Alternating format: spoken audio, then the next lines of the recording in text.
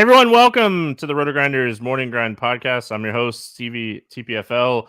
It's Tuesday. It's November 28th. It is 2023. We have 8 NBA games to talk about here on today's podcast. Joined today by my good buddy, Keith Eys819. Keith, what's happening, my friend? Not too much, man. Just enjoying. Well, I would say enjoying is not the right adjective there. This Chicago Bears football game, Minnesota, nobody can score a touchdown. Another bad primetime game. So was watching that before we jumped on here. Happy to switch gears and head over to the NBA now because Monday Night Football is ugly tonight. I told Keith when we got on here, I was like, "You're welcome for me saving you." From watching this football game, because we all know Keith's a Chicago Bears fan. I saved him. So that game is awful. Man, we've had some stinkers this year on like primetime games, and it's just like, all right, well, move on. So we do have some fun here. We got 8 games for the NBA. This is the last day of the in-season tournament. We're going to be talking about that as we're breaking down some of these games. Some of the, like Group A, all good and go. Like it's done. The Indiana Pacers on the Eastern side, the Pacers went 4-0. They're in. 4-0 was an automatic bid in this round. So the Lakers, the Pacers, if the Kings win, they're automatically in, and if the Bucks win, they're automatically in. But there's a lot that we're watching here with the wild card spot as well, because I think really both wild card spots are up for grabs. So something to kind of note. Phoenix is in a fantastic spot on the Western side, or the Western Conference, as far as like the wild card spot. They have a plus 34 differential. So they're sitting really, really pretty. But I mean, it's really close with how like the Rockets could potentially overtake the Pelicans and Kings could overtake. And yeah, there's a lot of scenarios, but I think the Western Conference, a lot has to happen for Phoenix not to get the wild card spot. Where on the Eastern side, there's like 4 or 5 teams potentially available to get the wild card spot. So we'll be watching that. My Magic are in a good spot, Keith. I'm actually a little excited.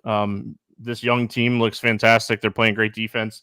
This would be a huge boost for this team. They're playing great right now. So we'll talk about it as we're going, but some of these games don't matter in the tournament, but some of these games they do. And it's like I think we're gonna see like playoff atmosphere type of games in some of these games, which I mean, we have to factor that into how we're approaching these games, and I think it just makes the slate even more fun. Yeah, you make some great points there because I wasn't super excited about this slate when we first jumped on, and then we started talking a little in-season tournament, and it made more sense. I was not a fan of the slate. I think every game on the slate almost, except maybe the last one, has game environment concerns, either slow-paced teams or good defensive teams. So I was struggling a little bit to find anything I liked, but you made some great points there about the in-season tournament. That does spice up the slate a little bit. Well, it's like the Warriors. Like if they beat the Kings and they beat them by enough, they could potentially jump Sacramento and Minnesota, win the Group C on the Western Conference, and like it just, I mean, like, how do you not get playoff Steph Curry? I mean, that's just one example. I feel like teams are aware. They know the situations. They have analytic people. They know what they need in this game, and they know that like the Warriors are like, all right, well, the Kings have a plus 24 differential on us. Well, how do we knock down that differential? Well, we beat them, and second, we try to beat them by a lot. So just makes it more interesting. There's a little bit of injury news that we'll be watching throughout the day, and we'll talk about that as we're going here. So let's jump in, have some fun with this one. We get started with Chicago at Boston. This game has a 217 total. Boston is a 12.5-point favorite. Caruso and Levine questionable for Chicago. Drew questionable for Boston. Porzingis already ruled out for this game. So this is a Group C game. Boston wins this game. They have to win this game by 23 to jump Orlando, because Orlando beat them the other night. So it ruined Boston's differential a little bit. So they got to win this game by 23 to jump the Magic. So it's worth noting. And then they need to win this game by 19 if they want to have a wild card shot on the Knicks, depending on what the Knicks do. That's just like a standard thing. So let's start here with Chicago.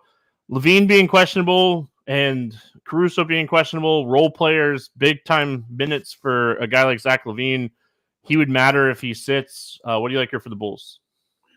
Yeah, really tough matchup here against Boston. Even without Porzingis, I think they're a really solid defensive team. And like this is going to be my theme of the slate is like there's a lot of good defenses on this slate. This Boston team is definitely one of them. I do think Levine obviously matters. You can play some DeRozan and some Vooch, even in a tough matchup if Levine is out, just because he eats up so much usage. The other guys would definitely get a boost. So DeRozan at 7,300, Vooch at 7,200. I think I would prefer Vooch in this scenario. Like DeRozan's just had a really rough year. Hasn't been scoring near as many points as last year. He's been getting back on track a little bit, but just a rough start for DeRozan. So I'd probably go Vooch if Levine misses. I think Caruso matters as well for some value stuff. We'll talk about some injury situations later on. Miami is definitely one we're keeping an eye on. But Caruso could open up some value. It was Patrick Williams that stepped into the starting lineup in their last game when Caruso missed, and he actually played really well, which is, I mean, Bulls fans have been waiting for this to happen for quite a while, but he's up to 4,200 now. I still think if he's going to play 30-plus minutes starting instead of Caruso, then I think Patrick Williams would be in play.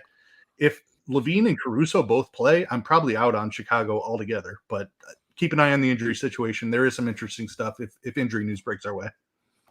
Yeah, Kobe White had 29 fantasy points in the first half against Brooklyn the other night. Big first half for him, and kind of cooled off in the second half, but still had a really decent game for 5,500. If he's 5,800 and scores 35 plus fantasy points, I want Levine to be out too, but I think like Kobe White definitely sees a minute bump with no Caruso here. If Caruso's out, White's going to have to play a little bit of extra minutes. He's already a guy that, can average like 34, but if you're getting that like 38, 39, kind of run from Kobe White, that's where he really gets like, the ceiling at 5,800 that we like. Yeah, I mean, Williams, young player that has talent and you're just waiting for it. Like you said, I don't mind him if both of these guys sit. If Caruso sits and Levine plays, I'll probably stay away from like DeRozan and Vooch. I don't think this is a great Vooch spot. Boston, like you said, tough defensively. So like the price on Vooch, I kind of want him to have one more bad game and then like let's see where he's at later this week, depending on like the matchup type of thing. Boston side of this game, Porzingis being out matters. That's definitely going to lead to some more usage, but I feel like this is a game that Jason Tatum takes this game over. If like we're thinking like, no, we're thinking like, all right, this game probably not going to stay close. 12.5 point favorite here for Boston at home. They have to win this game by a bunch. Like they need to go out and win this game by like 25. Like let's go and try to get our, differential better and all that fun stuff that, this in-season tournament brings. I feel like Tatum takes this game over. He's 10-3. We have a lot of great stars on this slate. We got Luka, we got Giannis, we got SGA. So like Tatum's in that range for me. He's up there towards that like elite tier on this slate. And I think it's just a bigger bump even with Porzingis out. His rebounds go up a little bit with no Porzingis. So Jason Tatum, I think it could like potentially be one of the highest, if not the highest scoring player on the slate, knowing that like he probably doesn't come out if this game with like the 6-minute number and it's like 18 plus point game and like, hey, we need to leave him out there and try to extend this a little bit more. Yeah, love the Tatum call. That is exactly who I'm on in this game as well. I think Boston they treat it like a playoff game, and we've seen Tatum play upwards of 40 minutes in playoff games. So I think like 38, 39 minutes is like a median projection for him. Like if he played 42 minutes in this spot, it would not surprise me at all. So Chicago's a slow-paced team. So like generally I wouldn't like the game environment, but like considering the tournament implications here, I think Tatum's a fantastic play. The rest of Boston is entirely dependent upon the injury stuff. Like nobody gets a huge boost with Porzingis out. Horford is the biggest benefactor, and like his price is up at 6K now. It's just that's not really an exciting play. He's in play, but just in this game environment, I'm not like a huge fan of that. If Holiday or Derek White sit, then that's where it becomes interesting. Boston kind of messed around and threw Banton in the starting lineup last time when Drew was out, which felt like a huge trap, and it ended up being Banton had like 2 points and no other stats at halftime.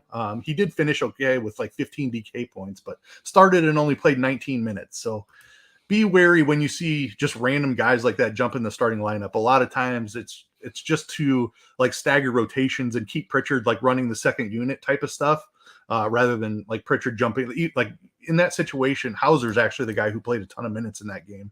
But if Drew or Derek White end up sitting, like I think the target is Hauser or Pritchard, regardless of who's starting. I will say that Queta got quite a bit of run. He's a minimum price center. Played 15 minutes without Porzingis in the last game. I'll be interested to see if they go back to that route. I don't know if that's something I would target. Like Cornette is a much safer play, I would say, but Queta actually played pretty decently. Maybe they give him some more run in this game without Porzingis. So Boston value is interesting. I think I want Holiday out as well, just because we've seen Holiday like play in the post a little bit this season. His rebounding rate is way up. I actually have interest in Holiday if he plays in this game. But him being out is actually an even more significant boost to the big men like Horford and Cornette and Queta, just because he's rebounded the ball so well this year. Yeah, I love the Hauser call real quick. He's 4,800, but he closed both halves. So like close game against Atlanta the other night, he was on the floor and closed both halves of that game. I think he was out for like the last minute of the fourth quarter in that game, but they had checked out like Jaylen Brown too, so I'm not like uber worried about that. I think Hauser plays 30 plus minutes in this game. So he's someone that I have a lot of interest in this spot. Horford's going to play the 5, and they're going to, Banton's probably going to start at the 4-ish. Tatum could put like they can mismatch like Banton and Tatum a little bit. But Hauser's going to get his run, and I mean Banton, I guess, started at point guard. I don't know what I'm thinking, but Drew was out that game too. So if Drew was out, then Banton wouldn't start. It would be Horford for Porzingis. Yeah, Horford in. So yeah, I mean, overall, I think this is a really interesting spot. If Drew sits, Derek White, I think, is another guy you can look at in this spot at 6,900. The price makes me a little like iffy on Derek White, but we know he has 40 plus point upside at 6,900. And again, I feel like Boston is treating this game like a playoff game. They need some stuff to happen. Don't get me wrong, because they have lost the tiebreaker to Orlando, so like they're playing to try to get the wild card spot right now. But like it's possible. They're huge fans of Charlotte, but it's possible. They better be very big fans of Charlotte. But so yeah, the good thing is like these games are happening at the same time. So yeah. Toronto at Brooklyn. I'm going to tell you right now, I'm the biggest Toronto Raptors fan there is going into tomorrow. 222.5 total here. Brooklyn, a 2-point favorite. Toronto injury news, good to go. Brooklyn, Claxton questionable, Simmons out, DSJ questionable, Cam Thomas doubtful. Starting here with Toronto, I think this is a spot we definitely have Scotty Barnes on our list. I think this is a good upside spot for him. He's hit or miss lately, but I could see him having like a 12-25 type of game with some defense and getting value here. What do you like for Toronto? Yeah, Barnes back below 9K is nice. It was starting to get really tough to play him. I know he's had an awesome ceiling this year. He's doing so much more for the team this year. But up over 9K on a team that generally plays slow is always a tough ask. Definitely don't mind him in the spot. Siakam at this price, I'm just going to continue to chase it because I know that there's 60-point upside. He's only flashed it 1 or 2 times this season, but like he's been a stud fantasy performer for many years. I know he's kind of relinquished the role a little bit to Scotty Barnes, but Siakam can still have his game, so I don't mind that target at 8,200. As long as he stays below 9K, I'm in on him. Don't have a ton of interest out in anybody on Toronto outside of Barnes and Siakam. Like Schroeder, he's not playing a ton of minutes. Haven't seen a ceiling out of him very often. So it's probably just Barnes and Siakam for me here. Yeah, and like the reason I have interest in the Toronto is like Brooklyn is getting shorthanded even more. Like they're missing some people. So like you really are looking at, playing, one or two of these value plays here. So, I mean, that's one of the reasons that I have some interest in Toronto. We have a couple games on the slate that are just fantastic, and you could easily just take those 2 or 3 games and just play players from those games specifically, and that's how you could build on the slate. And I wouldn't talk you off of it, but yeah, I mean, I have some interest in Toronto, and I have a lot. I feel like I have a lot of interest in Brooklyn in this spot. Like, this is a win and Boston lose, you're in type of game. They have a great chance to advance in this in-season tournament with a win in this game. So I feel like Brooklyn's another team that's going to play this game as like a playoff game. Bridges probably plays close to 40 minutes in this game. Dinwiddie probably plays close to 40 minutes in this game. We'll wait and see what the injury news looks like, but like, this could be a spot we see Lonnie Walker play a ton of minutes with Cam Thomas doubtful, Claxton questionable, DSJ questionable. We could see a good amount of minutes here for a guy like Lonnie Walker. We could potentially see a good amount of run for like a Cam Johnson in this game. So I have way more interest in Brooklyn than I probably should. Yeah, they're definitely interesting. I think Claxton out would definitely open up some things. And Cam Thomas too, like, has a chance to play, but doubtful. So I don't think Cam Thomas makes it back for this one. But definitely keeping an eye on Claxton, because that shifts Finney Smith to the 5, and then the wings get more run. So Cam Johnson is definitely the guy I would be targeting there. He got banged up in the last game. He only played 22 minutes in the last game that Claxton was out, but that's because he got injured. I legitimately think his ceiling is like 36 minutes in the spot. If Claxton were to miss and Finney Smith moves to the 5, it opens up more run for guys like Claxton, Royce O'Neal, even though he doesn't produce a ton per minute. But and Lonnie Walker, the other one, I like that call a lot. His usage rate has been awesome. Had a couple of rough games, but played okay in the last one against Chicago. So 6,300 feels like a really tough ask for Lonnie Walker, but as much as he's been shooting the ball without Cam Thomas, I definitely think he's viable. Bridges is definitely in play with as many minutes as he can run out there for.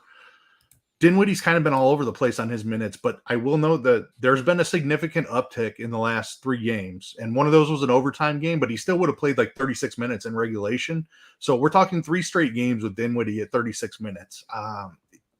7,200 doesn't feel like a great price for Dinwiddie, but if he's going to be out there for 36 minutes in a playoff type environment, I think you got to consider that as well as a large field tournament play.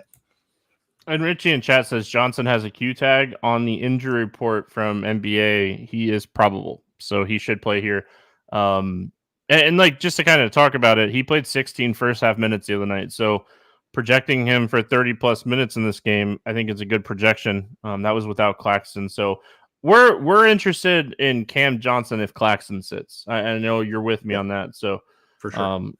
I think that's kind of what we're watching here. But I mean, Brooklyn, like, the other night in that game, they played 4 guys 34 plus minutes, and this is a game where it's like, I mean, you if you're taking the in-season tournament serious, which we know they are, they have to win this game. So I wouldn't be shocked if we see like 3 or 4 people play 35 plus minutes in this game, and that's what you're playing them for. The game environment's not great, but you're playing them for the atmosphere of, hey, this might be a spot we just get a ton of minutes type of spot.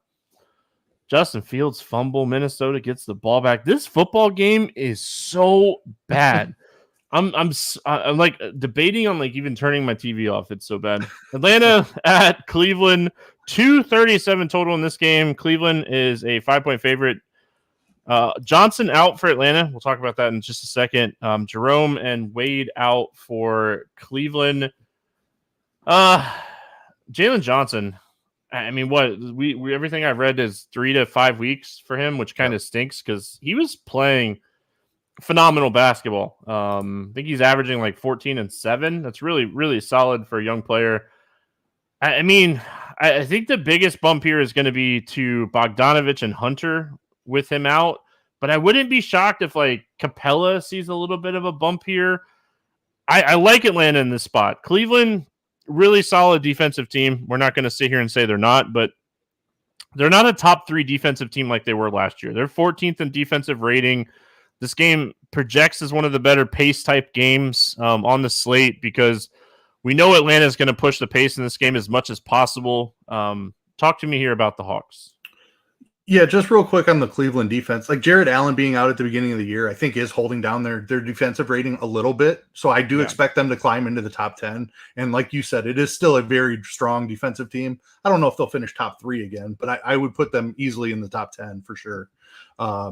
So tough matchup here for Atlanta, but Jalen Johnson being out does matter. Saddiq Bey, in addition to the two that you mentioned, Hunter and Bogdanovich are the beneficiaries here. I think I like the Capella angle just because Johnson was rebounding so well. I think that does raise Capella's rebounding ceiling just a little bit. Hunter is the guy that should benefit minutes wise. He played 40 minutes in that game where Johnson left early. And then Bey got a huge bump as well, 29 minutes in that game where Johnson started left early. too. Yeah, so I mean, Bey is the guy I think who actually receives the largest bump. It's probably close between him and Hunter, but I think you can look at both of those guys as mid-range value types. Probably a couple hundred too cheap for their new role here. Don't love the game environment, but I think that like at those prices you can take shots. I don't think I'm going all the way up to Trey just because of the game environment. Maybe they run him out here for a bunch of minutes. Maybe he gets hot shooting threes. Like he can always find a ceiling, but I don't think he's one of my favorite 9K plus players on the slate. I probably don't get there. I think I'm just looking for, and I do have interest in Cleveland, so I'm looking for Atlanta exposure. I probably live in that DeAndre Hunter, Saddiq Bey range would be my favorite place. Yeah, in this game, in season tournament wise, a lot has to happen for both of these teams. Just for what it's worth, like Atlanta would need Boston to lose, New York to lose, Miami to lose, Brooklyn to lose. Like they would need almost everybody that needs to win or is projected to win on this slate to lose. Cleveland kind of the same way. Knicks, Heat, Boston, Brooklyn, all to lose. So I mean, we love the in-season tournament and like you play this game hard, but this isn't like the same kind of game as we just talked about with Brooklyn, Boston, Chicago type of spots that we're going to talk about like with Golden State. So I think like I like Bogdanovich here. We know that like he is just a solid role player that can add a couple steals and blocks to any single game. So with him getting a bump in minutes, the only thing that I'll say about Capella that I absolutely hate is like you can't trust anything when it comes to his minutes. His minutes are just all over the place. When Okongwu's playing well, they'll close with Okongwu. Like we've seen Capella play fantastic, and Okongwu play good, and like they close with Okongwu. So maybe in large field tournaments, you take a shot on Okongwu here at 4,800.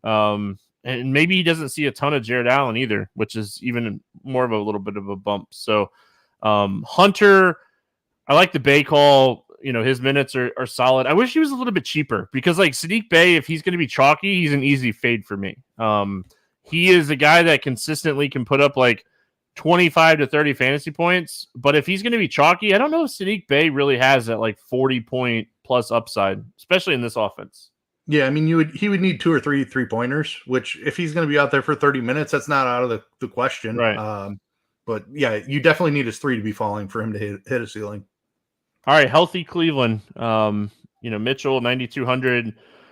He's back after missing about a week and a half, and he came back and played his normal minutes. So I don't think like minutes are too much of a concern. Cleveland kind of priced with Mitchell still out. The pricing really hasn't come down yet. I'm struggling with Cleveland, even though I think that like they're in one of the best spots on the slate. Like they're getting a huge pace bump here, and it's not like Atlanta is good defensively. So like, I mean, I want to have interest in Cleveland in this spot. It's just figuring out like who makes the most sense with these current prices. Maybe it's Mobley or Garland. Maybe it's Garland at 7,200. Like. Or you're just like, hey, Mitchell's going to take this game over type of situation. So, I mean, I want to play some Cleveland here. Yeah, I mean, it's an awesome spot. Atlanta plays really fast, and they're really bad on defense. It's the matchup that we always target in DFS. So that's why I said, like, I agree that the pricing is not comfortable, and I'm struggling with it as well. I think Mitchell is my favorite, followed by Mobley, but they're the two most expensive. So I don't know. It is difficult. like it depends on who DeJounte is guarding. Like you want the guy who Trae Young is on, and that's probably Garland. So I'm kind of pivoting my what I had before we started talking about this game.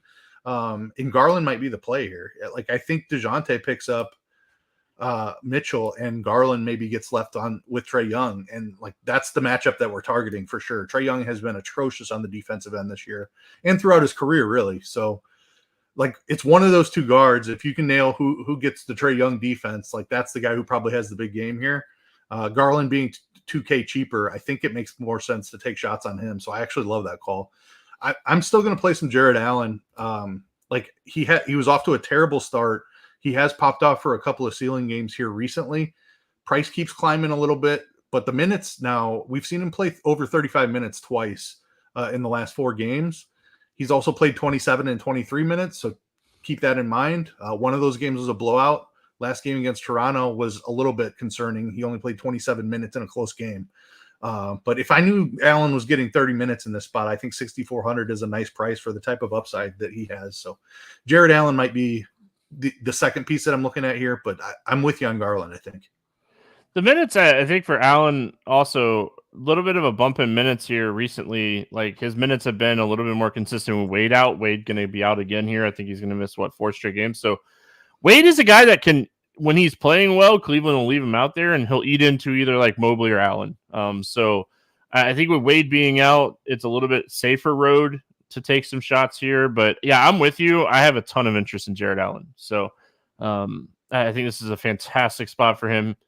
I looked before the show. He's someone that I have on my list that I want to see what his rebound prop comes in at. For sure. All right, moving on. We got Milwaukee at Miami, 225 total here. Milwaukee, a 3-point favorite. Crowder out, Middleton questionable, Butler questionable, Hero out, Highsmith questionable on the Miami side. Let's go Milwaukee first. This is a game I want to say like Giannis shows up in this game. He has a big game, but like the game environment just stinks to pay 11-4 for Giannis. Could he crush? Sure. Could he smash? Sure. Do I want to play him at this price? No. I want to play him at this price if Bam Adebayo is out. That's my qualifier here. So definitely interested in the Miami situation. If Bam is out, he's I think probable it's an awesome spot. Yeah, he is. So it is Miami. Bam was, somebody who was on projections on Saturday, I think it was. Bam was also probable, and then 30 minutes before lock, Bam out. So yeah, Miami does this all the time. They always list their guys as questionable, and then they end up missing. They're the worst team in the NBA as far as injury reporting goes. So keep that in mind. I am keeping an eye on that. If Bam plays, like it's a really tough matchup, like you said. Milwaukee's still trying to figure out how Giannis and Dame fit together. So it's really difficult. Brook Lopez has had a couple of nice games here, strung 3 of them together. So if Bam were out, I'd have interest in Brook Lopez as well.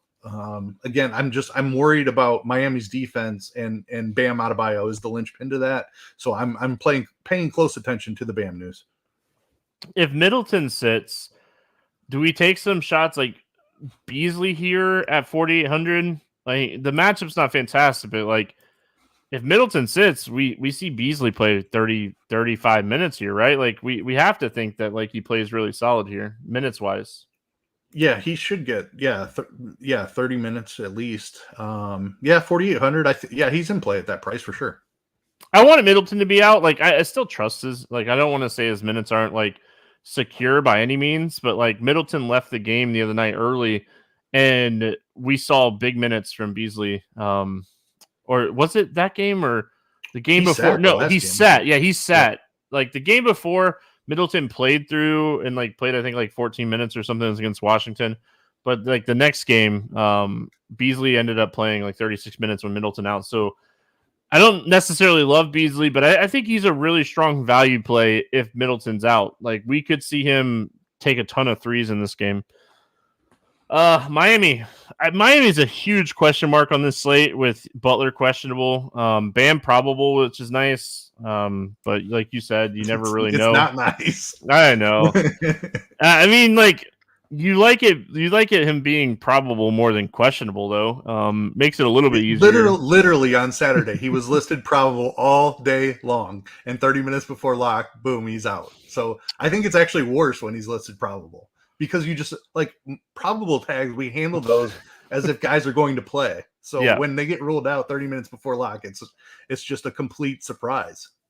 So this is a big game for Miami, in-season tournament wise. Just wanted to talk about that really quick. Miami wins this game. They have the tiebreaker over Milwaukee. Milwaukee wins this game. They're automatically clinched. They'll be 4-0. Miami would still need the Knicks to lose for Miami to get in. Potentially could still get in on a differential if they win this game by enough. So I think Butler plays. That's just my thought process here. I think Butler plays. I think Bam plays.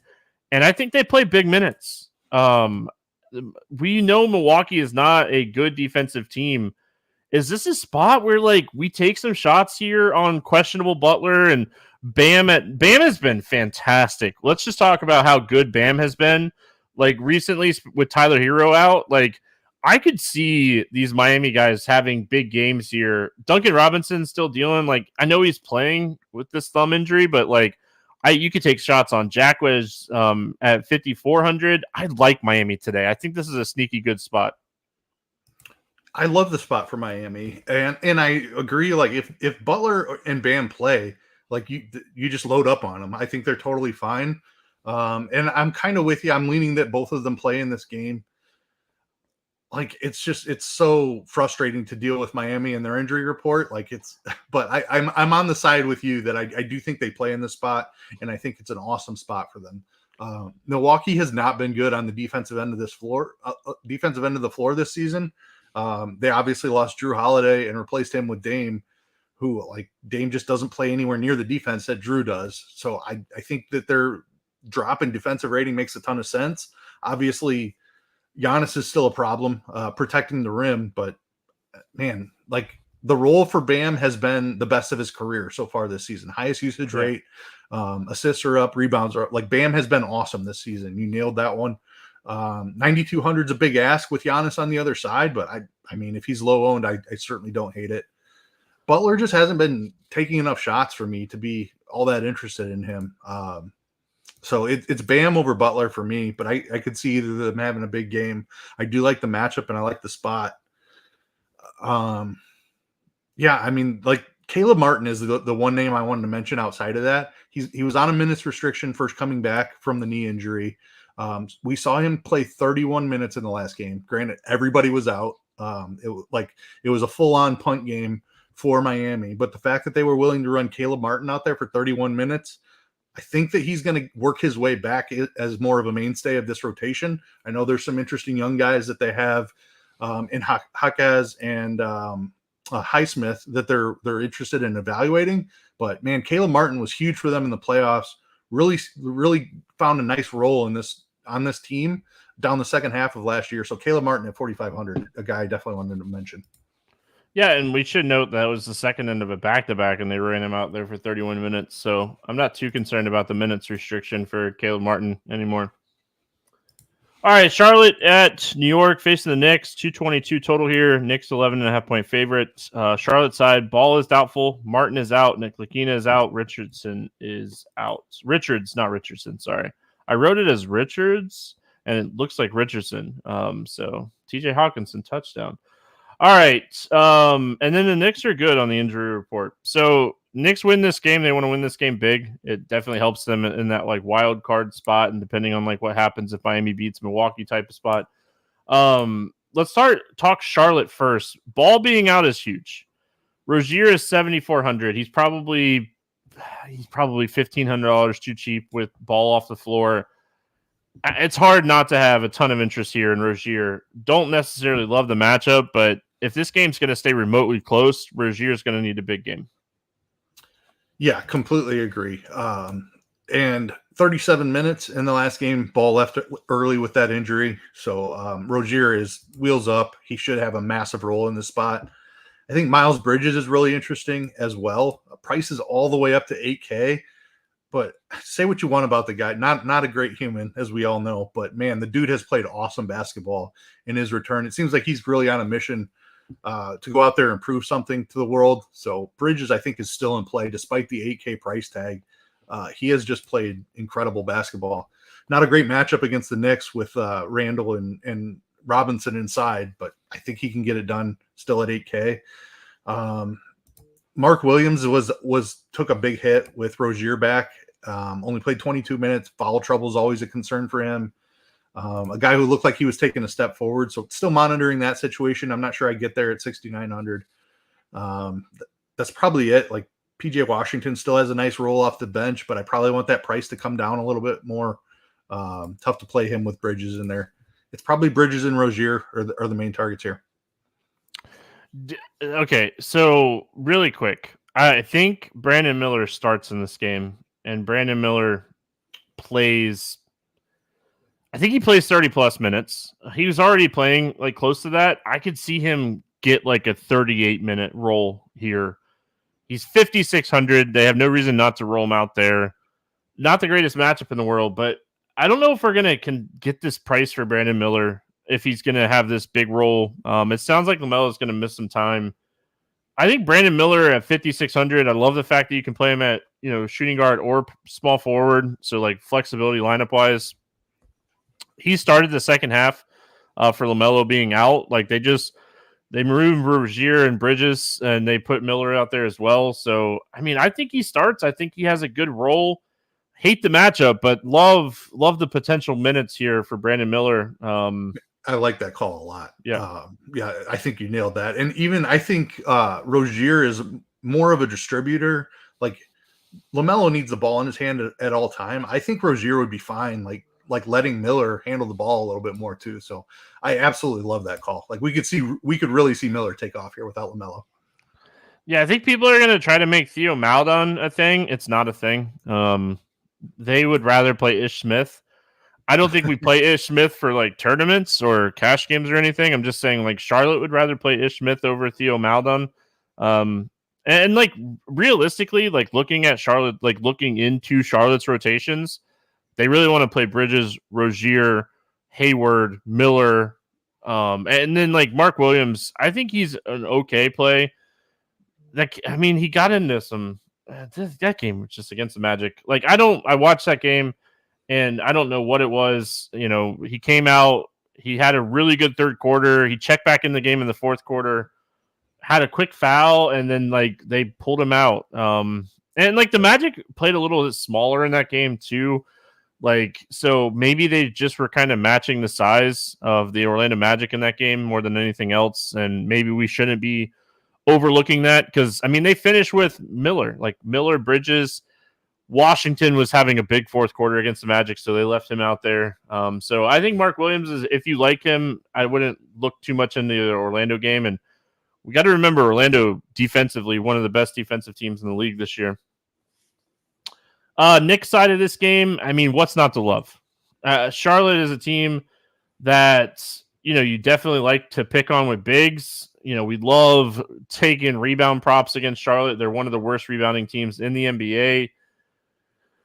It's like who do you take though? I just looked and they actually do have some of the rebounding props. Like Mitchell Robinson his rebounding prop here is 10.5 already. So like I don't know if I necessarily hate it. He had 14 against this team on the 18th of November. So like we know he has the potential and the upside. Justin Fields fumble. So we know Robinson has like the potential to get there. It's just 10.5 might seem a little high. I definitely like him in DFS though. 5,200 against this team. I could see him going for 6-7x. What do you like here for the Knicks?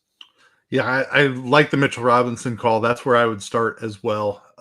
If Julius Randle cannot have a big game in this spot, then I'm concerned for him. It's been a bit of a rough go here for Julius, but this is an awesome spot. I don't know if I'm going to pay 8,700 for Randle. Like I said, though, he should be in line for a big game in the spot. I like Jalen Brunson a ton as well. He's going to have to score a bunch. It's going to be an up-tempo game against Charlotte, who plays fast.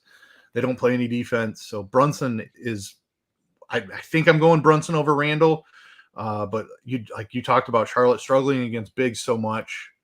like it's a great spot for Randall. I'm still going Brunson though, just because of the recent form for Randall. He also like sees his usage decline quite a bit with Barrett on the court as well. So it just may be over for Randall as like a premium DFS type play. Under 9K in an awesome matchup, but I still, it's lukewarm interest at best. I prefer Brunson.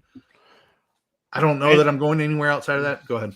No, I was just gonna say you're getting Brunson at a cheap price tag too. Like, yeah, exactly. And I think there's more ceiling there. Yep. Quickly might be the only other name I would throw out there, but I mean, I don't have a ton of interest there. Like you need him, like in games he gets hot shooting, like they'll let him run out there for 28, 29 minutes, but if he's not playing well, it'll be like more like 24 minutes. So super volatile play, but quickly has a little bit of a ceiling at 5,300. I don't think you have to go too crazy here with the Knicks. Yeah, obviously this game's important to them. Large field tournaments, you could potentially play a little bit of Josh Hart. But I mean, the Knicks are going to try to win this game, and they're going to try to win this game big. Going back to that like point differential thing, they're in a good spot, but they want to win this game by as much as possible here. All right, Thunder at Minnesota, 225.5 total. Minnesota 4-point favorites. McDaniels and McLaughlin out for Minnesota. Thunder good to go. What do you like here for OKC? It's really tough. I love SGA. He has played amazing this season, but Minnesota has just been so difficult on the defensive end of the floor this season. Top 2 in defensive rating on the season. SGA gets into the paint and he does all his work down there. And we know Minnesota has Rudy Gobert standing there protecting the rim. So I think this is a really tough matchup for SGA. I love the player. I just don't know that I get there in this matchup.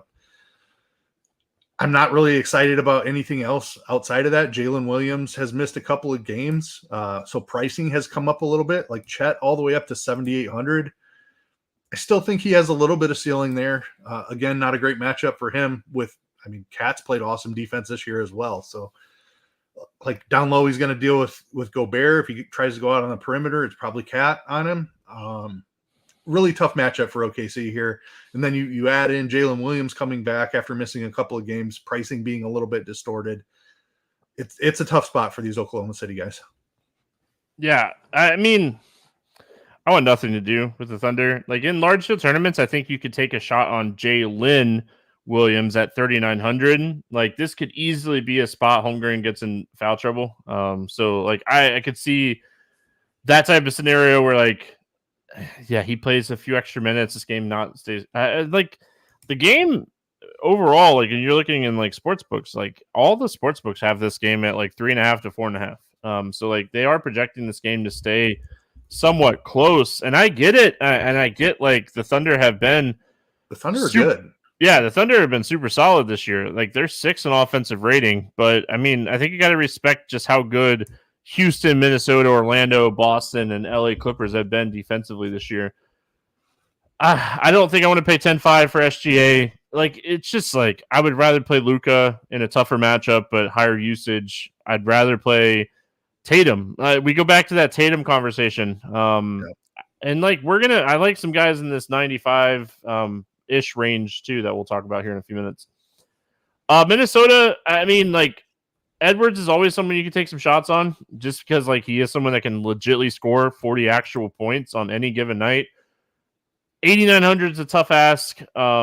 It's a good matchup for him. The Thunder, not the greatest defensive team. Just overall, I'm probably going to stay away from this game. Yeah, I agree. Like it's not a great game environment. And Minnesota is always a tough team to play in DFS unless they have injuries. I know McDaniels has been out. Alexander Walker's been seeing a few extra minutes. It's just like Naw and Kyle Anderson, like the guys that benefit are just not exciting DFS players. Naz Reid's minutes have been more down than they like. I need him at like 22 minutes, and he's been getting more like 18 minutes. So Naz is a tough play. I don't know. I don't think I'm getting to anything on Minnesota. It's tough with Cat and Edwards priced up.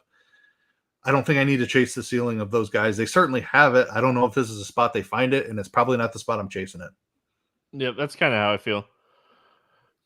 All right, moving on. We got Houston at Dallas. 233 total. Dallas 5.5 point favorite. Oladipo Thompson out for Houston. Kleber out. Lively questionable for Dallas. Let's go Houston first.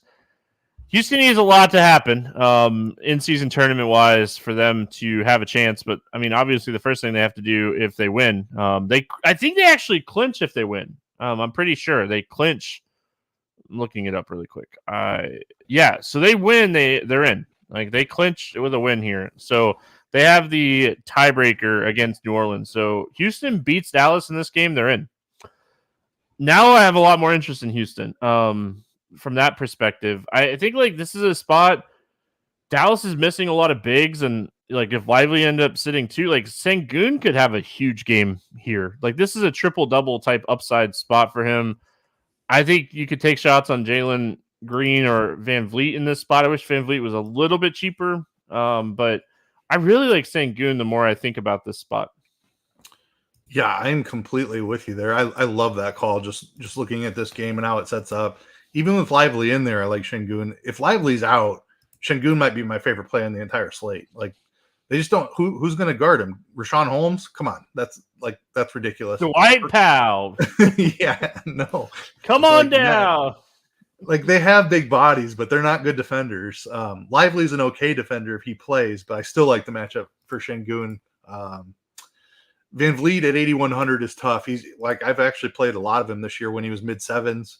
But 8,100 is starting to get to that price where he just isn't consistent enough to take shots at that price tag. So I'm probably out on Van Vliet.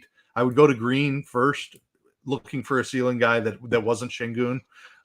He's been inconsistent this year as well, but 6,400 feels a lot better than 8,100.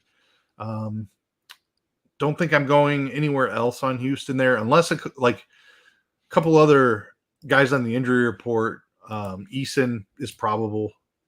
Tate is probable. So they're probably all playing. But if one of those two guys could miss, like you only need like 23, 24 minutes out of Tari Eason for him to be DFS viable.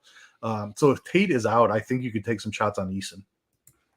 What's wild here is if Houston wins this game, they not only get in, but they knock the Pelicans like out because the Suns have the differential over the Pelicans for the wild card spot. So it's good. A really big game for Houston. This is what makes the in-season tournament fun. You get a huge game at the end of November. This is a playoff type atmosphere game. And like Dallas wants to win this game. Like Dallas, I mean, they definitely want to win this game. They're out of this in-season tournament thing, but like they want to win this game because it still matters as far as like the standings go in the season. But I like Houston in this spot, and like I don't necessarily love Luka. I mean, I could play him in this spot, but with Kyrie, with Houston's defense, I think this is a spot I'm going to leave Kyrie and Luka on the bench. I'm with you. Richie nailed it in chat. Houston's playing awesome defense. They have the best defensive rating in the NBA going into this slate. So, and they're obviously not factoring in Monday night games, but like they've been a top 3 defense all season long. So it's a tough matchup. Luka is still priced up. Kyrie is still there. Like when Luka's up around 12K, like 60 points just isn't enough to win a DFS tournament. So I just haven't played him this year. And it hasn't burned me either. Like he has not put up 70 DK points since the beginning of the season. He did it in the first 3 games of the season. And he has not done it since then. So unless you can get 70 out of Luka, you don't need him. So as long as that price tag stays up there and Kyrie is active, I'm going to continue to fade Luka. Kyrie's price is up a little bit as well. Like when he's low 9s, high 8s, I think he's playable, but 9,600 in a tough matchup against Houston, I'm out on Kyrie as well, and I never want to play anybody else on the Mavericks. So I'm completely out on Dallas. I will say, like, if Lively sits, I don't want to, but I mean, I would probably take a few shots on like Grant Williams because he would have to play 35 minutes in this game.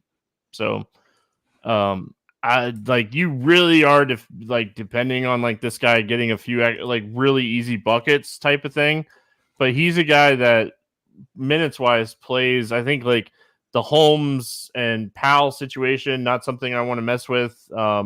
So I think Holmes started last game. If Holmes is starting again, I think that you can play Holmes.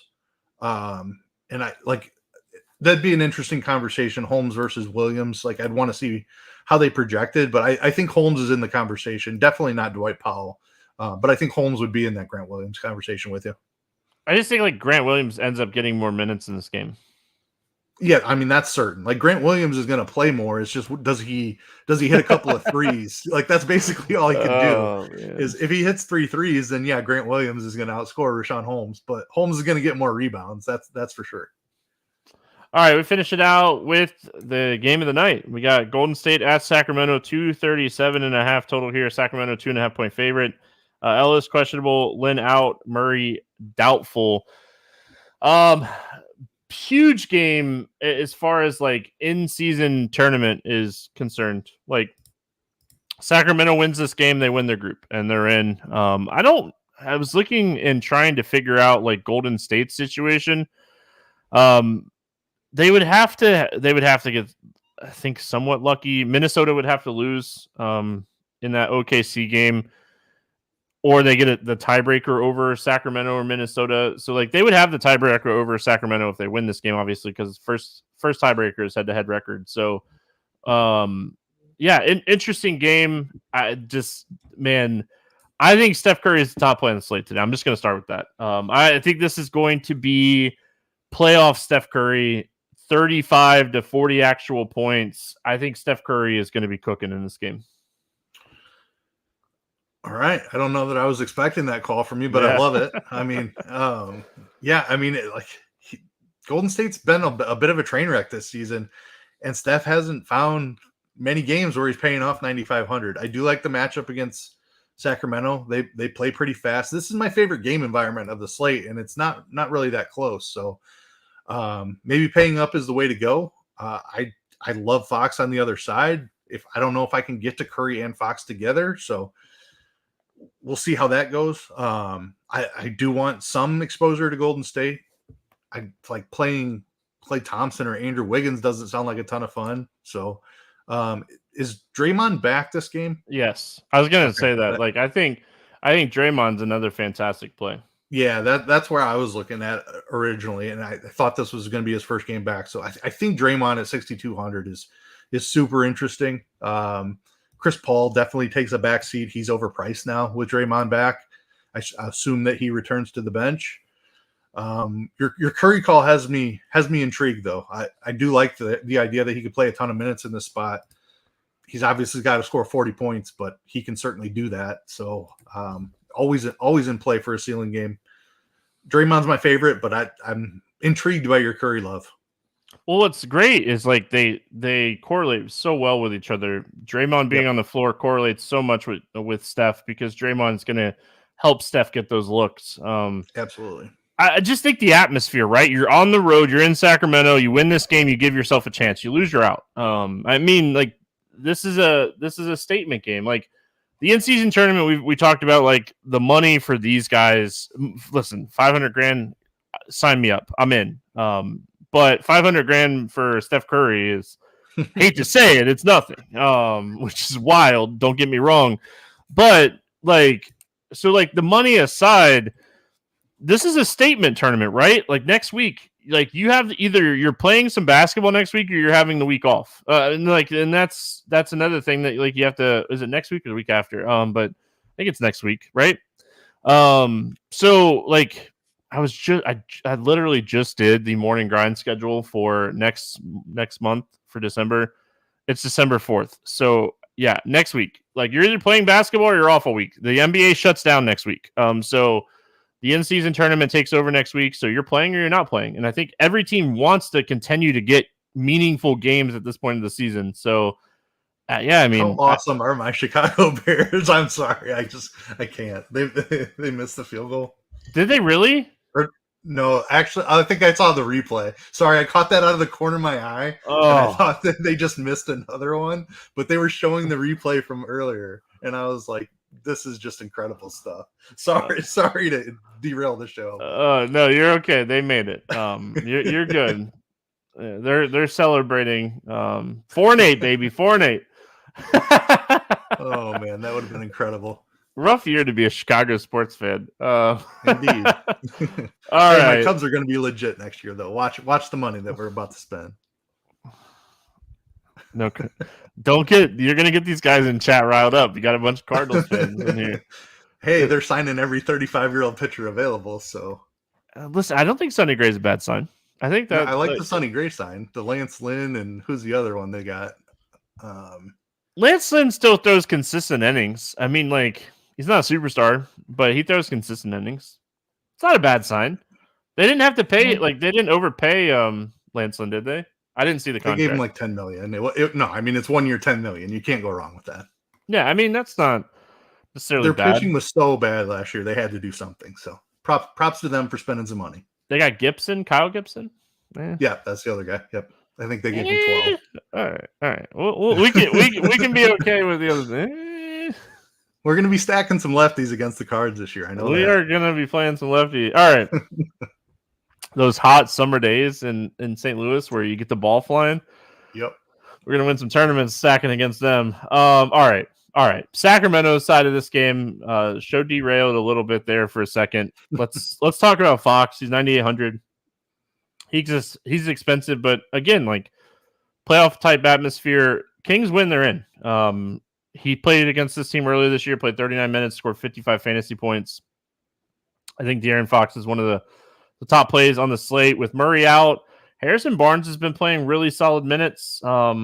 He's not a guy that is a huge fantasy point per minute producer. So, like, I think you'd take shots elsewhere, but I just wanted to note, like, his minutes have been super solid. I don't know what I want to do outside of Fox, and that's probably why I like Fox so much in this game. What are your thoughts here? Yeah, I'm kind of with you. I said this was my favorite game environment, but Draymond is too cheap, I think, on the other side. Steph is interesting for a ceiling, but playing Steph and Fox together is the thing, because I know I want De'Aaron Fox. Like, had a couple of down games, came back from an injury, and was just lights out for like 3 games in a row, then had a couple of down games, and then we saw him perform awesome against, in my opinion, the best defense in the league in Minnesota. Dropped 66 DK points on them. So 9,800, like, it feels like an expensive price for Fox. But he's scoring a ton. He's dishing out assists, and he's rebounding a little bit too. So I think 9,800 in this game environment is a very fair price. Fox is my favorite play on the slate, I think. I want some Sabonis too, just because he can always find that ceiling game. It's impossible to play him together, so I won't have near as much Sabonis as Fox, but he's in play. The Keegan Murray thing, like, you would expect somebody to get a huge bump without Keegan Murray on the floor. Like, he shoots a decent amount, he rebounds a decent amount, so somebody should be getting a bump here, but nobody's really taken over.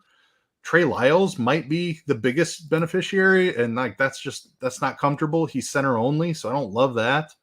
I would rather it be somebody like Kessler Edwards, who has small forward eligibility, but nobody's really taken a step forward and jumped into that Keegan Murray role. Monk and Herter and Barnes, you would think, would have some scoring upside, but haven't really seen it yet. So I'm with you. I'm struggling with the rest of Sacramento. I kind of want to find a second piece here, especially if I'm paying up for Fox and Curry. Like, I think a secondary piece on Sacramento here to go along with that to make a little game stack would be nice, but it's uncomfortable. I think Trey Lyles is probably the answer, but center only 4,400 doesn't feel great. Man, it's all over the place. Tough matchup last time out for Sacramento. They ended up winning that game against Minnesota, but like we've talked about how good Minnesota is defensively. So, like, game environment wise, I don't think that's a great game environment. Question in chat: Duarte ? Usage is just there's no usage. I mean, like, that's the problem for me on him. And like, there's a potential that Ellis plays. Does Ellis eat into Duarte's minutes? Does Ellis play 25 minutes here? They like this cat. I mean, yeah, but I think he cuts into Davion Mitchell more than he does Duarte. I've wanted Duarte to be a thing too. Like, he had that one game where he played 30 minutes and crushed, and he hasn't done anything since then. Like, if you would have asked me who was going to benefit from the Keegan Murray situation, Duarte would have been my answer, but hasn't happened, and we've seen it. He's had 3 chances at it. I mean, maybe the answer is Malik Monk off the bench getting the usage with that second unit. I mean, that maybe we're just like, that's the guy we're taking the shots on in this game. I mean, I don't hate that call, but like this Murray injury isn't new. They played a couple of games without him, so Yeah, but Monk closed. Monk had a really good yeah, first half the other night. Like I think Monk is the best bet of anybody. Like I'd play Monk over Harry Barnes for sure, like without question. If you played Monk the other night, congratulations on getting 20 first half fantasy points and 1.5 fantasy points in the second half. Just brutal. You see stuff like that, and you're like, is that like real? Is that a real thing? But I mean, that's one of the reasons that like Kevin Huerter his upside is so limited, is because they are closing with like Monk, and they've closed with Edwards a couple times. So like Kessler Edwards, but I don't know if you really trust Kessler Edwards here. I mean, I really think it's like Fox, Sabonis, and Monk. I think that's who I would target from the Kings in this game. All right, let's play the morning grind game, and then we'll get out of here. Fun in-season finish for the in-season tournament. We'll be talking about it a lot, obviously, next week, with it being, really small slates next week, obviously, because of the in-season tournament. So we'll be talking some football as well. Yeah. Under 5K to go 7X. Who do you got? I'm going to go Caleb Martin. 4,500 is a bit much, but 30 minutes was encouraging to see. He's been on a minutes restriction. Like Highsmith, if he misses, then I think that Martin would be locked in for 30 minutes again in this game. But nice price tag there for a guy who's seen increasing minutes here recently. Good matchup against Milwaukee. Yeah, I like that. I really do think we'll end up seeing I can't think of his name right now. Oh my gosh, Middleton sit in this game. So I'm going to go Malik Beasley, assuming that Middleton's out. I like Beasley at 4,800. Over 8K to go under 5X. Who's your bust today? Give me Trae Young up at 9,700. Really tough matchup against Cleveland. Talked about how I think Cleveland's defense is a little bit underrated by defensive rating just because of Jared Allen missing the beginning of the season. Tough game environment for Trae.